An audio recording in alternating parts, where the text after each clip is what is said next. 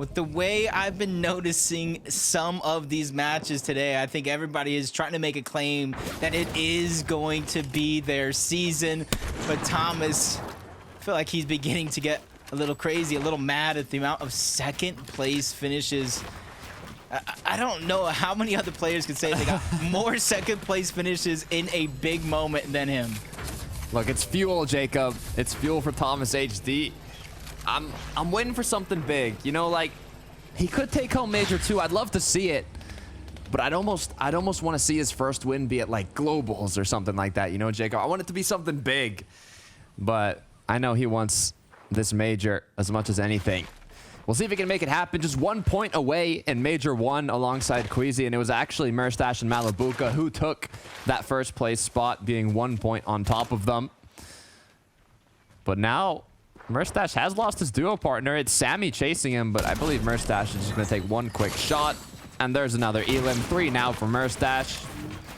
But Thomas HD, he's saying, this is what happens when you take Major 1 from me. Gets the quick shot. Cracked. But Thomas as well. No more shield to work with. It would be a tragedy if Merstash somehow comes out on top of this engagement, especially with Queasy here now. Finishing it off. Payback from Major 1.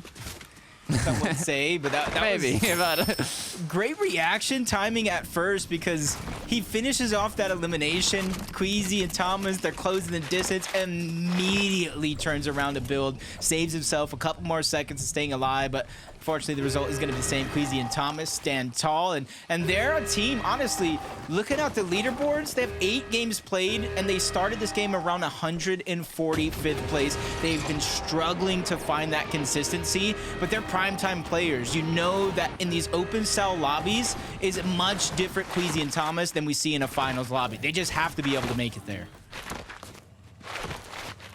Will they do it, though? I believe they will. I've got faith. I mean, it's Thomas and Queasy. 100% we're going to see them there in my mind. Lucy, Steno, though, they were thinking about the bunker. Had some opponents getting it. They could have kind of waited around and try and done some sort of surprise attack, but they've decided against that as they'll walk away now. We can see Mongol, Mr. Savage here. Mr. Savage, though, does not have any shield. Meanwhile, Mongol, 3 big, 6 splashes, so they are a bit split up here. But they're just trying to finish looting up, getting that metal, getting those materials and everything they kind of need to prepare for the mid game. Yeah, it almost looked like there for a moment, just by the way the health and HP was kind of staggered. And assuming that Savage on the minimap that's trying to reunite along with Mongrel, probably just trying to look over for leftover barrels. That way they can save any med kits or shields for the inventory for the later game. And this is looking good, because the story of the day, contested, Mongrel and Savage, they have their struggles. Uncontested, able to fight off spawn, whole different ball game. Same can be said for Phodoxy and Trip. All the way from Grim Gates, they have the Dash Medallion, and they have another duo down and almost out. The first knock's already gonna be had. Trippin is just hot on the chase, doesn't want to let this one escape. And look, they're just taking it with them. Where are we going? Got a little friend. We're playing trios now, Jacob. Not for long, though. Elim picked up. Find a nice little sniper rifle on the ground. Do they want it, though? They have the Chain of Hades. Kind of spinning it around a little bit. But looks like they're not going to drop it here. Pleasant Piazza close by. Trip for Doxy now kind of deciding. We have a bunch of spare loot here. What should we do with it? We're going to box it up. Do we build on it? Do we wait to see where the zones pull? Do we get a higher elevated position to get more tags? A lot of options. Which one will they take? Is Archie Nipsey now choosing to take one? Potential third party coming through here. Queasy, Thomas HD in an engagement. Does Archie and Nipsey want a piece of that pie? Yeah, Kafun and Antez are the other ones on the other side, and it looks like probably waiting for a chance to third party. Hearing a lot of these shots fire off, maybe waiting to see if somebody does get a knock, and then they play disruption to it all. But Thomas and Queasy, I feel like they've been in this situation one too many times before. They solidified their position on the high ground and don't look to give it up without a fight. And you can see the Grim Gates being dashed around and passed around between the two of them. They don't like their position there. They see that so many other teams are now beginning to close in on the distance, and instead of risking it all, they know how important it is to make it into this late game. The points are crucial for their position on the leaderboard of the day, which will affect those series points. Thomas does have the Cerebus medallion, which is the one that gives you those underworld dashes. So they will be splitting it back and forth, kind of dropping it to Queasy if he's used his dashes to recuperate them, picking it up again if he needs some dashes. But they have marked some players that they saw up ahead. Maybe Thomas is going to be able to connect the headshot. Takes it. Does not connect, though, which will cause them to just back off once again. Maybe look for a different angle here.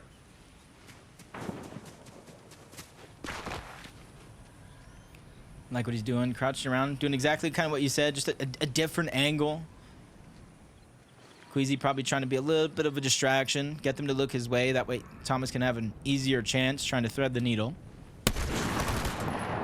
There goes another opportunity in a 116, and you know as well as I do, with the dash medallion and a flowberry fizz, you're going to try to close that distance. Queasy has the same plan in mind. He already met him there on the other side, but you have to be careful. The longer this one takes, higher chance for them to heal up, and you can see a lot of that damage already being healed up by splashes of some sort. Yeah, no more advantage. They've actually already been fully healed, basically. It was not a headshot, so it's not enough to fully commit to an engagement. 111. We see confidence from Thomas and Queasy, though. Seeing how they still want to hold on to this fight. They have those big pots to recuperate the shield they've lost. Are they going to keep applying that pressure, or do they just want to do a bit more damage? I mean, they already have 3 elims. They have more than enough damage. I think they're just confident here. They just want some elims, Jacob. Yeah, I feel like that's another way for them to try to close the gap. A near miss as Queasy almost gets tagged up, but persistence is definitely going to be key. Gets the first piece control, cone, the floor. They both go his way. But that's what this battle is over, especially with the whole low ground already being taken under control of their opponents. Queasy and Thomas have to be careful not to bite off more than they can chew in any one of these moments. Continuing to find angles, kind of openings. Whether it be a cone, whether it be a replace and an edit. As Queasy's forced once again to pop the big pots. Thomas still at 100 shield after recuperating what he lost, starting off this engagement. But so far, there hasn't been anything too conclusive here. Just pop shots back and forth, and even another duo kind of saying, okay, this has been lasting quite a while. Let's go check it out. What's going on here? Crouching over the ridge. They will have an opportunity to take a shot at either Thomas or Queasy. A 3-2-1, possibly, if they don't get spotted out here, as looks like Flowberry Fizz is coming through. Recuperating the shield, and now the shots as well. They found Queasy. He has not been cracked yet, but he's in danger. Has to regroup with Thomas HD, and it looks like he's done exactly that. Yeah, him and Thomas a little distracted there. 2 different opponents. The one that you spotted out on the hill next to Snooty Steps, but there's another one even more so west that has just rotated in this direction. So 2 different third-party scenarios possibly playing out. And with a lot of those heals that have been expended, some of the Flowberry Fizz, 2 different big tots on Thomas, I think it is a good idea for him and Queasy to do exactly what they're doing. Disengage on out, not continue the fight that has been stalemated for a couple of minutes now, because that's a good way to fall behind the zone, waste a lot more resources in terms of heals and materials, and then have every other team kind of gatekeep you out on your way to zone. Carmi. His duo partner here by Pleasant Piazza. Up on a ridge, gonna build up. They're using wood, though, so I don't think it's going to be anything permanent. Yeah, continuing with the rotate. Seeing kind of what's going on in front of them. They had some shots. They kind of looked for some angles, but they think there is a duo inside of this building, which there's not if you look at the mini-map, but you can never be too cautious. They're kind of just waiting around. I like that. It is usually when you feel just a little bit too comfortable, especially in these later zones, that you tend to get snuck up on. Especially when you're the ones that are trying to sneak up on somebody else. First shot's gonna miss. Second one is gonna land right on the button. Carmi instantly following up. That's Archie and Nipsey are now in danger. Archie has to do something to try to continue to make space. Nipsey trying to fight back, alleviate some of that pressure, but it doesn't look like it's enough. They're still hot on the heels from one point to the next. Carmi from a snipe shot to a knock onto Nipsey. Archie's now left by himself in such a tough situation, with third parties now moving in on the distance as well. Archie's been taken out as well by his duo partner. No time to breathe. Did not give them a second, as now those are quick elims for this duo, but you got to be careful. Lushi Steno close by saying, hey, is anything leftovers for us? You know, a little bit of loot, a little bit of shields. As all it takes is one wrong edit here. 2 quick pumps to turn the tables, but it looks like I'm not sure if they're going to stay inside of the builds where they got these elims or even just continue getting more into the center of zone. They don't really have to do anything currently, so it's kind of a waiting game here. Yeah, that's exactly kind of the name of the game here. They snuck up on this fight, but before they could really make a move, it had finished so quickly, so taking too much of a risk too early. That's what they're watching out for. But with other teams moving in, another fight being started, they're trying to third party yet again, but they do get stopped in their tracks by that additional team just coming out of zone. It's Carmi and his duo still putting the pressure. That's Deox and Cade on the other side that have now putting themselves in the face of another challenge. Carmi going to help his duo partner, grouped up once again. They've already taken out one, but there's so many duos now, the danger is increasing.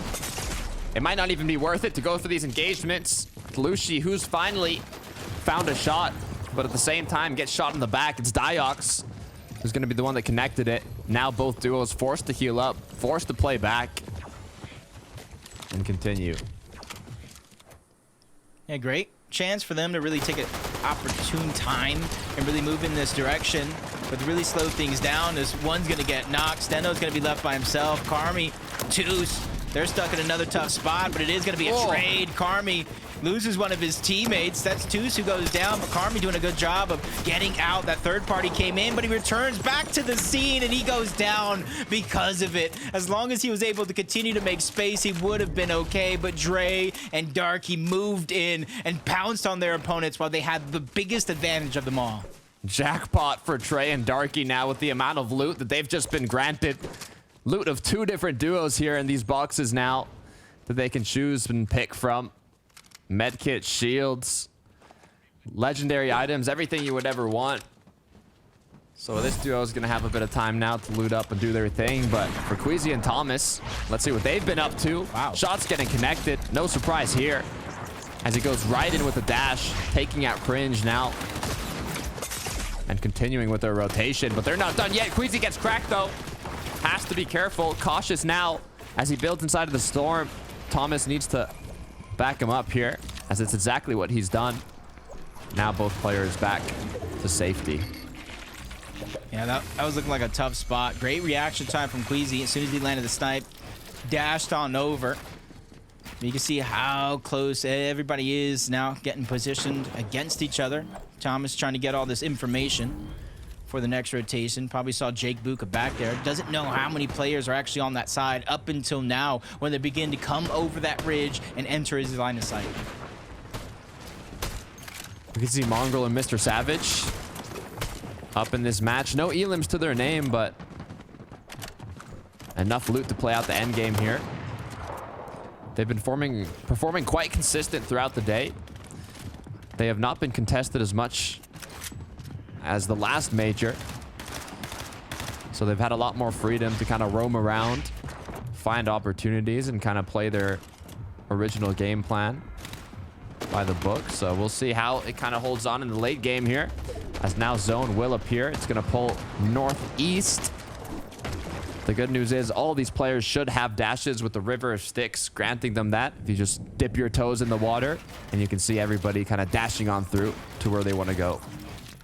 It's one of those zones to where everybody, like you said, is going to be using the underworld dash to get by. So it is going to be easy, actually, to get caught off guard if you really aren't paying attention. And that's why you see the combination of the Flowberry Fizz along with those dashes. Even though he does have the dash medallion, that's what Thomas and Queasy are going to be looking to do. Cover that space, reach zone as quick as possible, and then look back and try to land shots on everybody else. Not for Surge necessarily, but for the elimination point. Possible placement as well.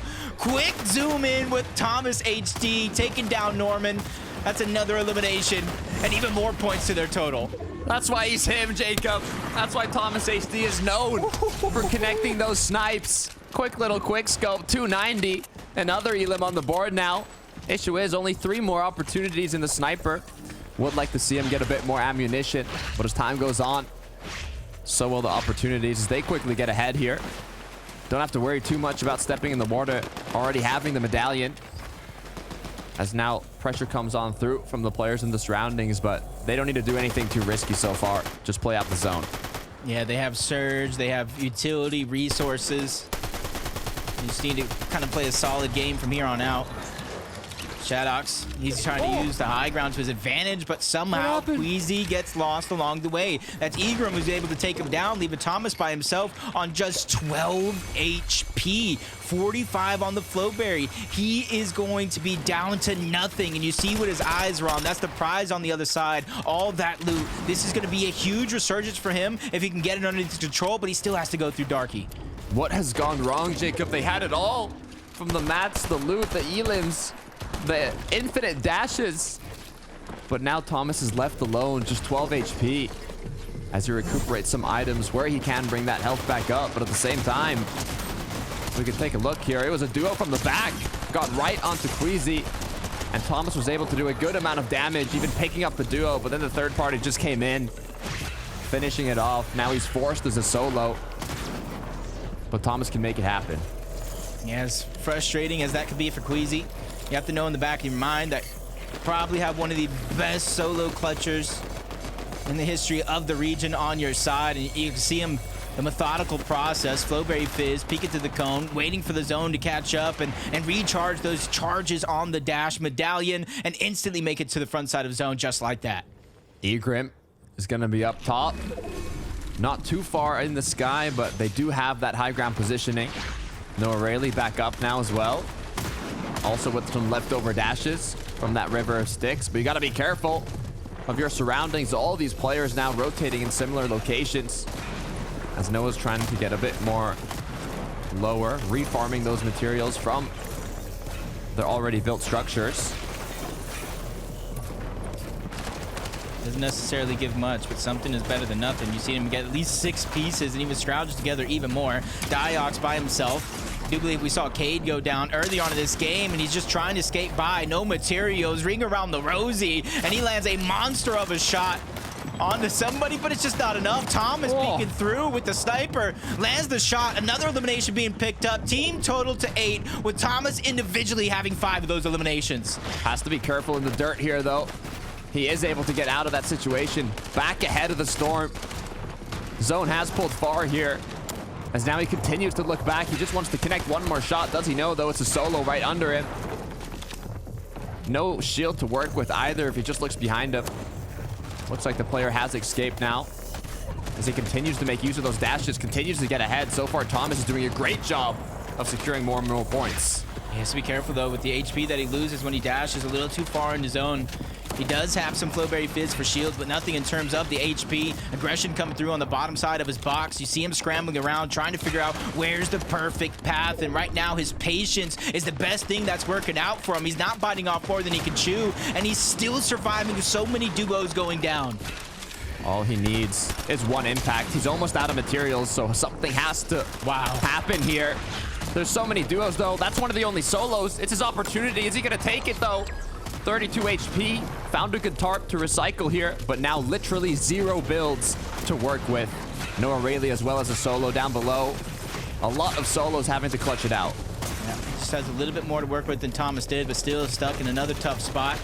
Thomas once again changing layers. He's not getting stuck at any one position, so nobody knows where he's really at. Getting himself another top 5 position with Queasy going down. Another elimination total, but he has to watch out. Now he's second height. Becomes the focus for a moment, forcing him to expend a little bit more material when he's trying to cycle as much as possible. Just one more build is not going to be able to expand out much more. He's kind of hoping that high ground gets contested during this time. He has to choose. Do I go up? Do I go down? Do I stay in zone? Only 3 ticks can be tanked here, as now he's just 12 HP, 26 shield. One shot is all it's going to take him out, and there he goes. Thomas HD down. Filipmonk, Firen down below. Gold gonna get knocked. 1v1. This is coming down to a 1v1 situation. Fire and an Anchor. We saw Anchor's heals at the top side. 3 splashes. The cabbages. That's going to be about it. Legendary banana at the bottom side. That one's going to be used. Splashes as well. Neither one of them has a long-lasting hold in towards the zone. You see a fight going to begin. They're trying to stop each other, and it's Firen who comes out on top. 6 eliminations for himself, 7 total as a team. What a perfect read on the situation, doing quick maps, knowing they just didn't have enough to last long for a heal off. Firen does it. Banana popped, mobility granted. All it took was a couple chug splashes for him to start making his way up to his opponent. Double shot connected, got those elims, got the VR. Great way to close it out. Anchor, though, also did a good job trying to stay safe, trying to stay above, but he just couldn't locate his enemy as Firen got the upper hand in those last moments. Yep, and then you see the gatekeeper yet again dealing the rest of that damage. It was such a close call, but it's an even bigger win that moves him up the leaderboard. Frankie Levin Mini. Let's break down that action.